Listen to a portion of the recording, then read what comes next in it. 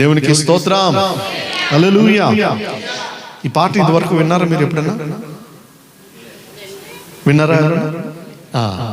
ఈ పాటలు వినాలి అంటే ఇప్పుడు యూట్యూబ్లో మాత్రమే అవుతుంది.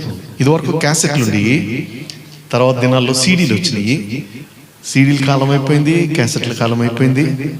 ఇప్పుడు యూట్యూబ్లో మీరు ఏం చూస్తారు? యూట్యూబ్ చూస్తారా అసలు? మీరు చూడరు. మీరు దేవునికి స్తోత్రం. జబర్దస్త్ అస్సలే చూడరు మీరు కదా. ఒకసారి మీ ఫోన్ బయటికి తీయండి, మీ ఫోన్స్ ఒకసారి బయటికి తీయండి, యూట్యూబ్ ఒకసారి ఓపెన్ చేయండి. ఈ పాటలు మీరు వినాలి అని అంటే ఈ ఛానల్లోకి మీరు రావాలి. ఆకుమర్తి డానియల్ అని టైప్ చేయండి. AKUMARTHI యూట్యూబ్ సెర్చ్లో టైప్ చేయండి. AKUMARTHI Akumarthi Daniel, DANIEL. Touch చేస్తే ఒక రెడ్ షర్ట్ వేసుకున్న ఫోటో వస్తుంది. దాని ప్రక్కన సబ్స్క్రైబ్ అని ఉంటుంది. ఆ సబ్స్క్రైబ్ని టచ్ చేయండి. చాలామంది లక్షల్లో పాటలు చూస్తున్నారు, కానీ సబ్స్క్రైబ్ టచ్ చేయడానికి ఎందుకో షాక్ కొడుతుంటుంది. దయచేసి సబ్స్క్రైబ్ చేయండి. దాని ప్రక్కన బెల్ సింబల్ ఉంటుంది. ఆ బెల్ సింబల్ టచ్ చేస్తే ఆల్ అని వస్తుంది. ఆల్ అన్నది టచ్ చేస్తే మీ బ్యాంకులో ఉన్న డబ్బులన్నీ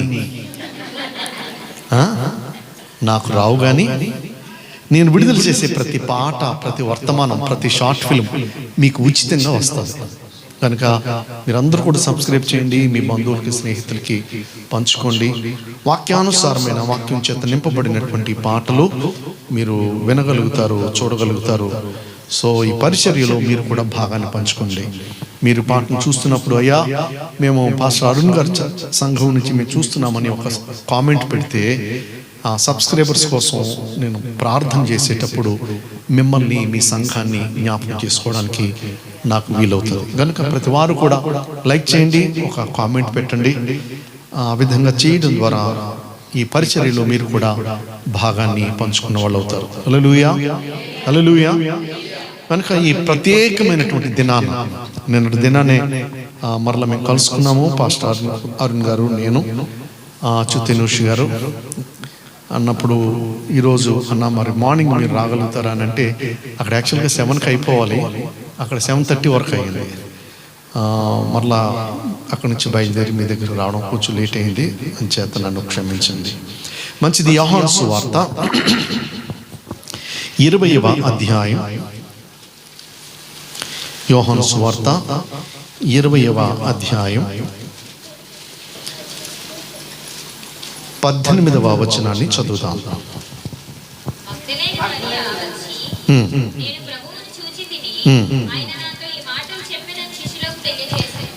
ఆమేన్. మరలా నేను చదువుతాను, నా వెనకాల చెప్పండి. మగ్దలేని మరియా వచ్చి, నేను ప్రభువుని చూచి తిని, ఆయన నాతో ఈ మాటలు చెప్పినని శిష్యులకు తెలియజేసెను. హల్లెలూయా, హల్లెలూయా. చిన్న మాట ప్రార్థన చేద్దాం. మహాపరిశుద్ధుడైన, ప్రేమ కలిగిన ప్రియ పరలోకపు తండ్రి, మీ పరిశుద్ధ నామాన్ని బట్టి మీ వందనాలు, స్తోత్రాలు తెలియజేసుకుంటున్నాం. ఈ పునరుద్ధాన దినాన మిమ్మల్ని ఆరాధించడానికి, మిమ్మల్ని కొనియాడడానికి, నీ పునరుద్ధానపు శక్తిని మేము పొందుకోవడానికి నీ మందిరానికి మేము వచ్చి ఉన్నాము. ప్రభువా, నా నోటి మాటలు, మా అందరి హృదయ ధ్యానాలు మీ దృష్టికి అంగీకారంగా ఉండేటట్టు అనుగ్రహించమని యేసు పరిశుద్ధ నామమున ప్రార్థించి అడిగి వేడుకొంచున్నాం ప్రియ పరలోకపు తండ్రి. ఆమేన్, ఆమేన్. యేసుక్రీస్తు ప్రభువారు లేఖనానుసారంగా జన్మించారు. యేసుక్రీస్తు ప్రభువారు లేఖనానుసారంగా జీవించారు. యేసుక్రీస్తు ప్రభువారు లేఖనానుసారంగా మరణించారు. యేసుక్రీస్తు ప్రభువారు లేఖనానుసారంగా తిరిగి లేచారు. చప్పట్లు కొట్టి ప్రభువుని కనపడతాం. హల్లెలూయా. ఇంకా ఏమిట్రా మిగిలిందనంటే, యేసుక్రీస్తు ప్రభువారు లేఖనానుసారంగా తిరిగి రాబోతున్నారు. దేవునికి మహిమ కలుగునుగాక. హల్లెలూయా, హల్లెలూయా. యేసుక్రీస్తు ప్రభువుని గుడ్ ఫ్రైడే రోజున రోమా సామ్రాజ్యవాదులు, యూదా మత ఛాందసవాదులు కలిసి ఆయనను సిలువ వేసి సంహరించి, ఏమండి, ఆయన పని అయిపోయిందని చాలా వరకు సంకలు గుద్దుకున్నారట. వింటున్నారా? పిలాతు గారు ఏమన్నాడనంటే, బెబ్బే ఈయన మరణానికి తగింది ఏది కూడా, ఏ దోషము కనబట్టలేదు నాకు. నీళ్ళని ద్రాక్షరసంగా మార్చడం పాపం అంటండి, కుంటి వాళ్ళు కాళ్ళు ఇవ్వడం పాపం అంటండి, గుడ్డివారి కళ్ళు ఇవ్వడం తప్ప, 5 రొట్టెలు 2 చిన్న చేపలు 5,000 మందికి పంచి ఆహారం పెడితే అదేదో పెద్ద నేరంలాగా ఈయన తీసుకొచ్చారట. ఏమిటి ఈయన చేసిన నేరం? దేవదూషణ ఈయన చేశాడు. నన్ను చూచిన వాడు నా తండ్రిని చూచినట్టే అన్నాడు. ఈ దేవాలయాన్ని పడగొట్టండి, 3 దినాల్లో కడతానని చెప్పాడు అని చెప్పి ఆయన మీద బ్లాస్ఫమీ, దేవదూషణ కేసు ఫైల్ చేశారు. పిలాతు గారు, హేరోదు పిలాతు ఒకరి తర్వాత ఒకరు విచారించి, ఈయన యందు నాకు ఏ దోషం కనబడతలేదు, కానీ ఆయన్ని మీ ఇష్టం వచ్చినట్టు చేసుకోండి చేతులు కడుక్కున్నట్ట. యేసుప్రభువు వారు మరణించాడు అనుకున్నారు, కానీ ఆయన 3వ దినాన తిరిగి సజీవుడిగా లేచి ఉన్నాడు. హల్లెలూయా, హల్లెలూయా. సో ఆయనకు మరి తైల సంస్కారం చేద్దామని కొంతమంది స్త్రీలు బయలుదేరి వెళ్ళారట. బయలుదేరి వెళితే అంత పెద్ద రాయిని మనం ఎలా తొలగిస్తాం? అంత రాయిని, స్త్రీలు కదా మనం బలహీనము, అంత పెద్ద బండరాయిని మనం ఎలా తొలగిస్తామని మాట్లాడుకుంటూ వెళుతుంటుంటే వాళ్ళు వెళ్ళి చూచేటప్పటికీ ఆ రాయి పొర్లించబడి ఉందట. దేవునికి స్తోత్రం కలిగింది. యేసుక్రీస్తు ప్రభువారు సజీవమైన రాయి, ఈజ్ ద లివింగ్ స్టోన్. ఆయన సజీవమైన రాయి, ఆయన లోపల ఉన్నాడు. నిర్జీవమైన రాయిని బయట అడ్డుగా పెట్టారు. వింటున్నారా? యేసయ్య సజీవమైన రాయి, బయట అడ్డుగా పెట్టింది నిర్జీవమైన రాయి. యేసయ్య తిరిగి లేచిన తర్వాత గోలేసినట్టుగా ఒక్క తన్ను తన్నితే ఆ రాయి నిలుస్తుందా? హల్లెలూయా. సజీవుడైనటువంటి రాయిని నిర్జీవమైన రాయి ఆపగలదా? ఆపలేదు. ఆ విషయం తెలియక ఆ రాతిని ఎలా తొలగించబడుతుంది అని ఆలోచించుకుంటూ వచ్చారట.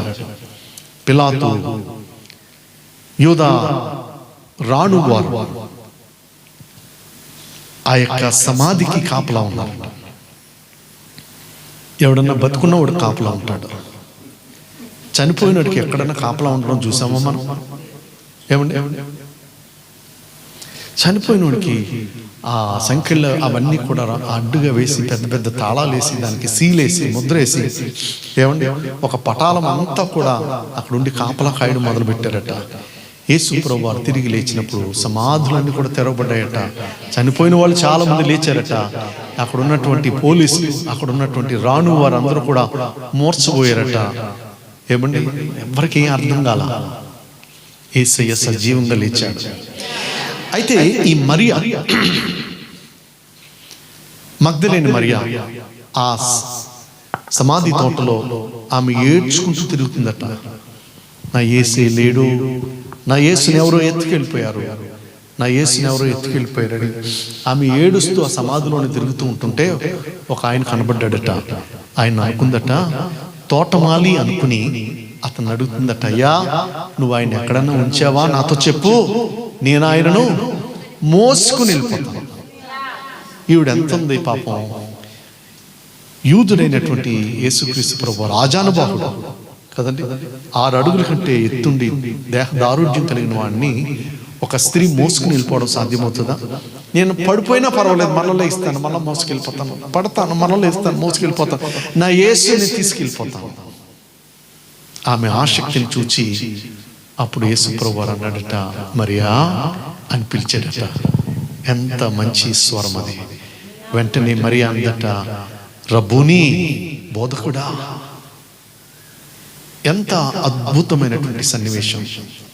ఈ పునరుద్ధానపు సీన్లో, పునరుద్ధానపు సన్నివేశంలో దేవుడు స్త్రీలకు ఇచ్చినటువంటి అత్యంత ప్రాధాన్యత ఏమిటంటే, మొట్టమొదటిసారి యేసుక్రీస్తు ప్రభువారు ఒక స్త్రీమూర్తికి దర్శనమిచ్చాడు, స్త్రీమూర్తికి కనబడ్డాడు. దేవునికి మహిమ కలుగునుగాక. దేవుడు స్త్రీలని అంతగా ప్రేమించాడు. బైబిల్ స్త్రీలని అంతగా హెచ్చించింది, గౌరవించింది. ఇప్పుడు ముట్టుకోబోతుంటే, వద్దమ్మా నన్ను ముట్టుకోవద్దు, నేను ఇంకా తండ్రి అంతకు ఎక్కిపోలేదు, నువ్వేం చేస్తావనంటే, నువ్వు వెళ్ళి నా శిష్యులతోటి నేను లేచున్నానని చెప్పి నా శిష్యులకి తెలియచెప్పు. అప్పుడు ఆ క్రమంలో మరియమ్మ గారు చెప్తున్నటువంటి మాట ఏమిటంటే, మగ్దలేని మరియా వచ్చి నేను ప్రభువుని చూచి తిని. దేవునికి స్తోత్రం చెప్పండి. హల్లెలూయా. I have seen Jesus with my bare eyes. నేను నా కళ్ళారా నేను ప్రభువుని చూచాను. ఎంత ధైర్యం ఉండాలో తెలుసా ఆ మాట ఆ రోజుల్లో చెప్పడానికి. యేసు ప్రభు మరణిస్తే శిష్యులందరూ కూడా తలుపులు బిడాయించుకుని, గడియలు వేసుకుని, ఎవరు మట్టుకాళ్ళు బిక్కు ఉన్నటువంటి పరిస్థితి. ఈ లోపల ఎవడో చెప్పాడు, యేసు ప్రభు లేచేటట్ట. ఒక శిష్యులు పరిగెత్తుకుంటూ వచ్చాడు. ఆడికంటే వెనకాల ఇంకా స్పీడ్గా పేతురు గారు వచ్చాడు. లోపలికి వెళ్ళి చూశాడు. చూసేటప్పటికి నార వస్త్రాలు చుట్టబడి తల దగ్గర పెట్టబడి ఉన్నాయి. యేసు ప్రభు వారు లేరు. అమ్మ బాబోయ్, ఈ కిడ్నాప్ కేసు ఏదో నా మీదకి వచ్చేలా ఉందని అదే స్పీడ్తో మళ్ళీ పేతురు గారు వెళ్ళిపోయాడు. అర్థమవుతుందా? కిడ్నాప్ కేసు నా మీదకి ఎక్కడ వస్తుందో అని చెప్పి వెళ్ళిపోయాడు. కానీ మరియమ్మ చెప్తున్నటువంటి స్టేట్మెంట్ ఏమిటో తెలుసా? నేను ప్రభువుని చూచితిని. హల్లెలూయా. ఈ పునరుద్ధాన దినాన మనం చేయాల్సిన పని ఏమిటంటే, మనం కాంక్షించాల్సినటువంటి ఆవశ్యకత ఏమిటంటే, I need to see Jesus. నేను ప్రభువుని చూడగలగాలి, నేను ప్రభువుని చూడగలగాలి. ఈ శిష్యులకి వెళ్ళి ఈమె బోధిస్తుంది ఏమనంటే, ఇదిగో నేను ఆయన చూచి తిని, ఆయన నాతో ఈ మాటలు చెప్పినని శిష్యులకు తెలియచేశాను. శిష్యులకు బోధించడం అని అంటే చిన్న విషయం కాదు. నీవు చెప్పేది ప్రజలు వినాలి అనంటే, నీవు చెప్పేది ప్రజలు నమ్మాలి అనంటే, నీవు చెప్పే మాటల్ని ప్రజలు చెవియొగ్గి ఆలకించాలి అంటే, మొదట నీకు ఉండాల్సినటువంటి అనుభవం ఏంటంటే, నీవు ప్రభువుని చూచిన దానవై ఉండాలి, నీవు ప్రభువుని చూచిన వాడవై ఉండాలి. నేను 5 సంవత్సరాలు బైబిల్ కాలేజీలో చదివానండి, నేను చెప్పేస్తాను మెసేజ్ అని అంటే ఎవడు ఏంటన్నారా? నేను అమెరికా వెళ్ళి చదివానండి, నేను ఆస్ట్రేలియాలో బైబిల్ కాలేజ్ చదివాను, నేను అక్కడ చదివాను ఇక్కడ చదివానని ఏది చెప్పినా కానీ నీ మాటలు ప్రజలు వినరు. నీ మాటలు ప్రజలు వినాలి అని అంటే మొదట నీవు ప్రభువుని చూచిన వాడవై ఉండాలి. పునరుద్ధానుడైనటువంటి యేసుక్రీస్తుని నీవు అనుభవించిన వాడవై ఉండాలి. ఏదో గాలి మాటలు చెప్పేస్తాను, నాకేదో భాష వచ్చు, వాక్చాతుర్యం ఉంది, నేను ఏదైనా చెప్పేయగలను, ఎవరినైనా నమ్మించగలను. నందిని ఏం చేస్తారట? అదంతా ఇక్కడ కుదరదు. ఆమె చెప్తున్న స్టేట్మెంట్ ఏమిటంటే, ధైర్యంగా వచ్చింది శిష్యులందరి దగ్గరికి, శిష్యులారా భయపడకండి, ఎలా రండి నా దగ్గరికి. ఏంటమ్మా నువ్వు వచ్చేవేంటి? మీకు సంగతి తెలుసా? నేను ప్రభువుని చూచితిని. హల్లెలూయా. నువ్వు ప్రభువుని చూచావా? ఆయన చనిపోయాడు కదా. లేదు ప్రభువుని నేను చూచాను. ఈ మాటలు మీకు చెప్పమని దేవుడు నన్ను పంపించాడు. దేవునికి మహిమ కలుగునుగాక. You can be an ambassador for Christ when you witness Jesus with your eyes. నీ జీవితంలో ప్రభువుని గనక నువ్వు అనుభవించినటువంటి విధానాన్ని నువ్వు కలిగి ఉంటే, నీ మాటలో రాజులు కూర్చుని వింటారు, నీ మాటలో మంత్రులు కూర్చుని వింటారు, నీ మాటలో ఎమ్మెల్యేలు కూర్చుని వింటారు, నీ మాటలో అధిపతులు వింటారు. ఎందుకనంటే పునరుద్ధానపు శక్తిని నీవు పొందుకుంటావు కాబట్టి. హల్లెలూయా, హల్లెలూయా. నాకంటే గొప్ప గాయకులు ఆంధ్రప్రదేశ్లో ఎంతో మంది ఉన్నారు, కొన్ని వేల మంది ఉన్నారు, లక్షల మంది ఉన్నారు. కానీ వాళ్ళందరినీ ప్రక్కన పెట్టి ఏదో అరాకొర పాడేటువంటి నన్ను దేవుడు దేశాల్లో వాడుకుంటున్నాడు. కారణం ఏంటంటే నేను ప్రభువుని చూచింది. హల్లెలూయా. నీవు అనుకోవచ్చు, నాకేముందండి, చదువు రాదండి, నాకు ఇంగ్లీష్ రాదు, అలాగని తెలుగు కూడా అంతంత మాత్రమే వచ్చు. అయినా నీవు ప్రభువుని చూస్తే నీ దగ్గరకు వచ్చి నీ మాటలు వింటారు, నీవెక్కడ నిలబడి మాట్లాడితే అక్కడ నీ మాటలు వింటారు. ఈ పునరుద్ధానపు ఆదివారపు దినాన్న we should have that experience. ప్రభుని చూచాను అని ఎంతమంది చెప్పగలం? ఎంతమంది చెప్పగలం? ఈరోజు చాలా మంది ఏం చేస్తారు తెలుసా? వాళ్ళ తాత సమాధిని చూసి వచ్చేవాళ్ళు ఉంటారు, వాళ్ళ అమ్మమ్మ సమాధిని చూసి వచ్చేవాళ్ళు ఉంటారు, ఇంకా వాళ్ళ నాన్న సమాధి, వాళ్ళ అమ్మ సమాధిని చూసి వచ్చి ఉంటారు. కానీ ప్రభుని చూసి వచ్చినోడు ఎవడన్నా ఉంటాడా అని అంటే ప్రశ్న. కానీ మరియమ్మ సమాధుల దొడ్డికి వెళ్ళింది. వాళ్ళ అమ్మమ్మనో తాతనో ముత్తాతనో ఏమండి వాళ్ళ బంధువులు చూడడం కాదు, వెళ్ళింది ప్రభువుని చూచింది, వచ్చి సాక్ష్యం చెప్తుంది. హల్లెలూయా. నీవు ప్రభువుని చూచిన అనుభవం నీకుంటే నీవు సాక్ష్యం చెప్పే స్త్రీగా ఉండాలి, సాక్ష్యం చెప్పేటువంటి పురుషుడిగా ఉండాలి. హల్లెలూయా, హల్లెలూయా. ప్రియులారా, అపోస్తుల కార్యముల గ్రంథం 2వ అధ్యాయం 24వ వచనం. అపోస్తుల కార్యముల గ్రంథం. మరణము ఆయనను బంధించి ఉంచుట అసాధ్యము గనుక దేవుడు మరణ వేదనలు తొలగించి ఆయనను లేపాను. హల్లెలూయా. ఈ మాట నువ్వు చెప్పగలగాలి. నీ మాట మేము ఎలా నమ్ముతామండి? మీరు చెప్పేస్తున్నారు, మేము ఎలా నమ్ముతాం? ఏంటి, ఎవరేం చెప్తే అది నమ్మేడువేనా? యోహాను భక్తుడు రాసినటువంటి మొదటి పత్రిక 1వ అధ్యాయం 1వ వచనం చదువుదాం. భక్తుడని యోహాను, అందరూ చూడండి, అందరూ చూడదగిన వాక్యం ఇది. యోహాను భక్తుడు రాసిన మొదటి పత్రిక 1వ అధ్యాయం 1వ వచనం చదువు. జీవవాక్యమును గూర్చినది ఆది నుండి ఏది ఉండెనో, మేము ఏది వింటిమో, మా కన్నులార ఏది చూచితిమో, ఏది నిదానించి కనుగొంటిమో, మా చేతులు దేనిని తాకి చూచెనో అది మీకు తెలియజేయుచున్నాం. హల్లెలూయా. కోర్టులోకి వెళ్తే, కోర్టులోకి వెళ్తే జడ్జి గారు అడుగుతారు, ఆ రోజు 2016వ సంవత్సరం పలానా వ్యక్తి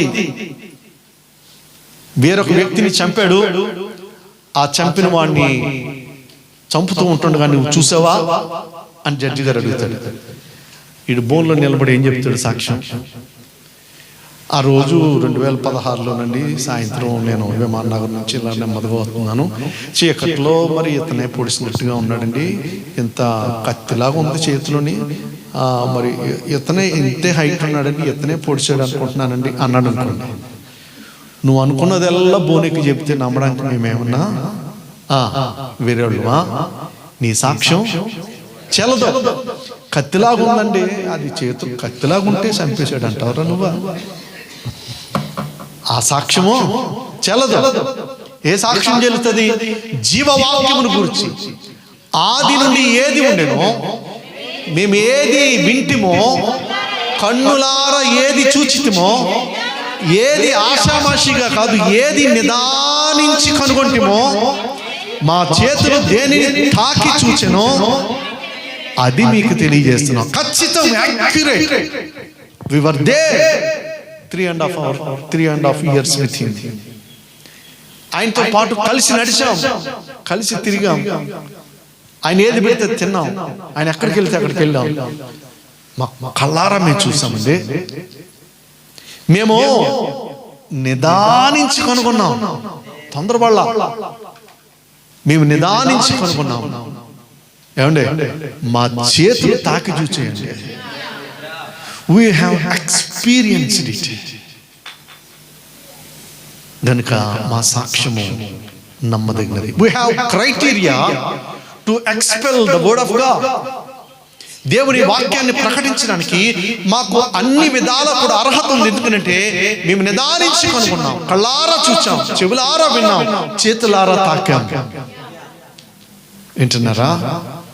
మరియమ్మ అంటుంది, నేను ప్రభువుని చూచితిని. ఎంత ధన్యకరం! 12 మంది శిష్యులకు లేనటువంటి భాగ్యం దేవుడు ఆ స్త్రీకి, ఒక అవ్వలకు ఇచ్చాడు. నేను ప్రభువుని చూచాను, ఆయనే నాతో ఈ మాటలు మీకు చెప్పమన్నాడు. ఈ పునరుద్ధాన దినాన మన ఆశ, మన కోరిక, నేను ప్రభువుని చూడాలి, నేను ప్రభువును చూడాలి, నేను పునరుద్ధానపు శక్తి చేత నింపబడాలి, పునరుద్ధానుడైన యేసుని గురించి మనం ప్రకటించగలగాలి. యేసుక్రీస్తు ప్రభువారు ఆరోహణుడై పరలోకం వెళ్ళిన తర్వాత దేవదూతలందరూ కలిసి TV9 లాగా ఒక ఇంటర్వ్యూ ఏర్పాటు చేశారట యేసు ప్రభుతోటి. ప్రభువా, భూలోకం వెళ్ళారు కదా, ఎంత మహుడైనటువంటి మహాఘనుడైనటువంటి దేవుడు మీరు. ఆ తల్లి గర్భంలో ఆ చీకట్లో ఒక చిన్న నలుసుగా మారిపోవడానికి మీరు ఎలాగ ఇష్టపడ్డారు? మీ అనుభవం ఏంటి? ఆకాశము నా సింహాసనము, భూమి నా పాదపీఠం. ఆయన ఆకాశంలో కుర్చీ వేసి కూర్చుంటే ఆయన కాళ్ళు ఎక్కడ తగులుతాయట? భూమి మీద తగులుతాయి. అక్కడెక్కడో ఖైరతాబాద్లో 80 అడుగులు ఎట్టాం, 70 అడుగులు ఎట్టాం, 90 అడుగులు ఎట్టామని చాలా సంబరాలు చేసుకుంటున్నారు. ఎన్ని అడుగులు ఎడితే ఆకాశం అంత ఎత్తు అవుతుంది? యేసయ్య కూర్చుంటేనే ఆకాశం అంత ఎత్తున్నాడట. చప్పలు కొట్టి ప్రభువును కనపడతాం. ఎందుకురా అంత ఎత్తు కట్టారనంటే 9వ రోజు 11వ రోజు నీటిలో వేసి అంత ఘనుడైనటువంటి దేవుడు పొడ్రంగి వాడిగా ఎలా ఉన్నావు ప్రభువా నీవు? ఎంత పరిశుద్ధుడైన దేవుడు. వాళ్ళు అరచేతులతో నిన్ను కొడుతున్నప్పుడు, పిడిగుద్దులు గుద్దుతున్నప్పుడు, నీ ముఖం మీద ఉమ్మేసినప్పుడు, చేదు చిరకనికి అందించినప్పుడు, తల మీద ముళ్ళ కిరీటం పెట్టినప్పుడు, పెడరెక్కలు విరిచి మేకులు చీలలుగా దిగగొట్టినప్పుడు మీరు ఎలా భరించారు ప్రభువా? సమాధిలో యోనాలాగా 3 రోజులు మీరు సమాధిలో ఉన్నప్పుడు ఆ చీకట్లో మీ అనుభవం ఏంటి? ఇంత రక్షణ కార్యం జరిగించారు. ఇప్పుడు మరలా మీరు పరలోకం వచ్చేసారు. మీరు ప్రారంభించిన రక్షణ కార్యాన్ని మరి ఎవరు కొనసాగిస్తారు? మాకేమన్నా అవకాశం ఇస్తావా? మేము వెళ్ళి ఒక్క ఉదుటిన భూలోకం అంతా కూడా ఈ సువార్తను ప్రకటించి వచ్చేస్తాం అని అంటే యేసు ప్రభువారు వారికి అనుమతి ఇవ్వలేదట. నో, మీరు వెళ్ళడానికి వీల్లేదు. మరి ఎలాగ ప్రభువా ఈ రక్షణ సువార్తను ఎవరు ప్రకటిస్తారని అంటే ఆయన అన్నాడట, నా శిష్యులు, నేను ఒక 12 మందిని ఏర్పాటు చేసుకున్నాను, వాళ్ళే ఈ రక్షణ సువార్తను ప్రకటిస్తారు అని చెప్పాడట. దేవదూతలు అన్నారు కదా, ఇటు మాట్లాడితే అనుమానం పడతాడు. ఆ తోమగారికి అప్పచెప్పేవా? ఏ ప్రతిదానికి ఉన్నాను అని ప్రతిదానికి లేస్తాడు. ఆ పేతురు గారికి అప్పచెప్పేవా? ఏ చదువు సంజ లేనటువంటి వాళ్ళకి అప్పచెప్పేవా? నువ్వు ఎప్పుడు చూసినా డబ్బు సంచి అటు తిరుగుతాడు, మత్తయ్య గారికి అప్పచెప్పేవా? ఎలాంటి వాళ్ళకి అప్పచెప్పావు? అవును, నేను వాళ్ళని ఏర్పాటు చేసుకున్నానని చెప్పాడట ప్రభు. దేవదూతలు అడిగారట, ప్రభువా, ఒకవేళ నువ్వు అప్పగించిన నీ శిష్యులు నీ సువార్తను ప్రకటించడం మానేస్తేనో అన్నాడట. వెంటనే యేసు ప్రభు అన్నారట, నా శిష్యులు గనక నా సువార్తను ప్రకటించడం మానేస్తే నాకు వేరే చాయిస్ లేదన్నాడట. I have no other option. వాళ్ళే ప్రకటించాలి. వాళ్ళు ప్రకటించకపోతే నేను నిస్సహాయాన్ని ఆ విషయంలో, మీకు మాత్రం అనుమతి ఇవ్వను అన్నాడట. ప్రియులారా, నమ్మిక లేనటువంటి మన మీద దేవుడు అంత గొప్ప భారాన్ని ఉంచాడు. నమ్మిక లేనటువంటి బలహీన ఘటాలమైనటువంటి మన మీద దేవుడు అంత ఉన్నతమైనటువంటి ఆ సేవా భారాన్ని మన మీద పెట్టాడు. మనమేమి ఇక్కడ IAS ఆఫీసర్లు కాదు, IPS ఆఫీసర్లు కాదు, ఎంపీలు కాదు, ఎమ్మెల్యేలు కాదు. కానీ బలహీనులమైనటువంటి మన మీద దేవుడు ఆ సువార్త భారాన్ని ఉంచాడు. నీవు నేను ప్రకటించకపోతే ఆ సువార్త ప్రకటించడం బాధ్యత ఇంకెవరు తీసుకోరు. వింటున్నారా? There is no substitute for Jesus. ఆయనకు వేరే ప్రత్యామ్నాయం లేదు. నీవు నేను చెప్పకపోతే ఆ మాట చెప్పడానికి ఎవరు లేరా? ఇక్కడ ఈరోజు ఆదివారం నేను మీ మధ్యకి వచ్చాను కాబట్టి నేను మాట్లాడుతున్నాను. మీ కాలేజీకి వచ్చి నేను చెప్పలేను, మీ ఆఫీస్కి వచ్చి నేను చెప్పలేను, మీ ఇంటి దగ్గర పని చేసే చోట వచ్చి నేను చెప్పలేను. అయ్యా, నువ్వు వెళుతున్నటువంటి ప్రయాణంలో నేను వచ్చి చెప్పలేను. నీ ఉన్న చోట నీవే చెప్పాలి. నీ ఉన్న చోట నీవే స్వార్థికుడివి. నీ ఉన్న చోట నీవే స్వార్థికురాలు. నువ్వు వెళ్ళిన చోటకెల్లా పాస్టర్ అరుణ్ గారు రారు. నువ్వు ఎక్కడికి వెళ్తే అక్కడికి MA పాల్ గారు రారు. నువ్వు ఎక్కడుంటే అక్కడికి, నీ కాలేజీకి, నీ ఆఫీస్కి, నీ హాస్పిటల్కి, నీ కోర్టుకి నేను రాలేను. నీవు ఉన్న చోట నీవే మాట్లాడాలి. నువ్వు మాట్లాడకపోతే వాళ్ళకి ఇంకా సువార్త అందదు. కనుక మనం దేని గురించి మాట్లాడుతున్నాం? మరి ఏమంటుంది? నేను ప్రభువుని చూచాను. ప్రభు ఈ మాటలు నాతో మీకు చెప్పమని చెప్పాడు. మనం వెళ్ళి ప్రజలకు చెప్పాలి. ఇదిగో మేము ప్రభువుని కలుసుకున్నాం. ఒకప్పుడు ఇలాగుండేదాన్ని, ఒకప్పుడు అన్యాయంగా బ్రతికేవాడిని, ఒకప్పుడు సినిమాలు, షికార్లు, ఒకప్పుడు జోదాలు, పేకాట్లు, త్రాగుడు, వ్యభిచారం, రకరకాలైనటువంటి కార్యక్రమాల్లో నేను ఉంటుండగా ఒక దినాన ప్రభువుని చూచాను. ప్రభు నన్ను దర్శించాడు, నా బ్రతుకు మారింది. కనుక ఈ మాటలు ప్రభు మీతో చెప్పమన్నాడని చెప్తాం. హల్లెలూయా. ఇదేదో బైబిల్ కాలేజీలో చదివితే వచ్చే జ్ఞానం కాదు, పిహెచ్డి చేస్తే వచ్చే జ్ఞానం కాదు. ఇది పరలోకం పైనుండి వచ్చేటువంటి జ్ఞానం. హల్లెలూయా, హల్లెలూయా. మరణము ఆయనను బంధించి ఉంచుట అసాధ్యము గనుక దేవుడు మరణ వేదనలు తొలగించి ఆయనను తిరిగి లేపాడు. దేవునికి మహిమ కలుగును గాక. హల్లెలూయా. మనము ఎక్స్పీరియన్స్ చేయాల్సినటువంటి ప్రాముఖ్యమైన అంశం ఏంటంటే we need to see Jesus. ఈ ఈస్టర్కి కొత్త బట్టలు కొనుక్కున్నామా లేదా అన్నది ప్రశ్న కాదు. ఈ ఈస్టర్కి బిర్యానీ వండుకున్నామా లేదా అన్నది ప్రశ్న కాదు. ఈ పునరుద్ధాన దినాన ప్రభువును చూచామా లేదా?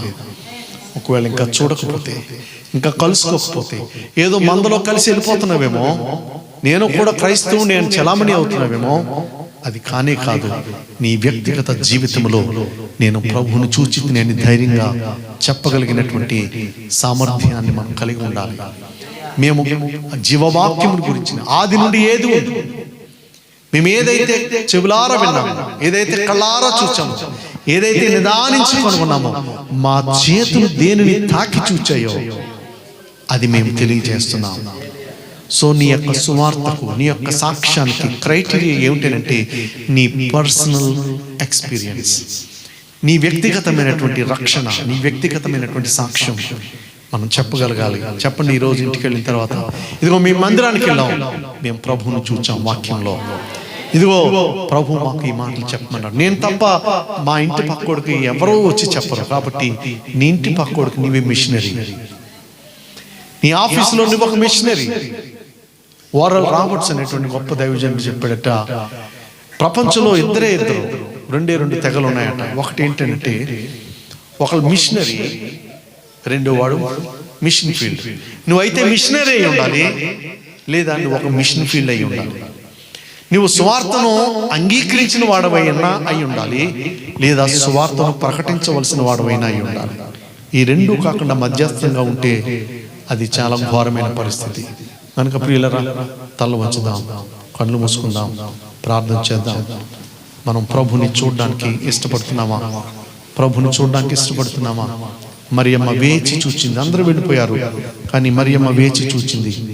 ఇదిగో నేను ప్రభుని చూచి తిని ఆయన నాతో ఈ మాటలు మీకు చెప్పమని చెప్పాడు. నిజంగా ప్రభుని చూసావా? నువ్వు ప్రభుని కలిగి ఉన్నావా?